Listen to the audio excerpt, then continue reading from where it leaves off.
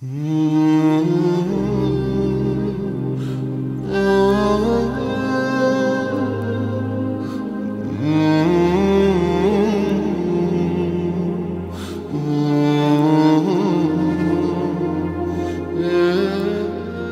کی مظلومیت کی دفاع میں مرجع اعلیٰ جہان تشیع حضرت آیت اللہ العظمی سید صادق حسینی شیرازی دامت ظلہ فرماتے ہیں،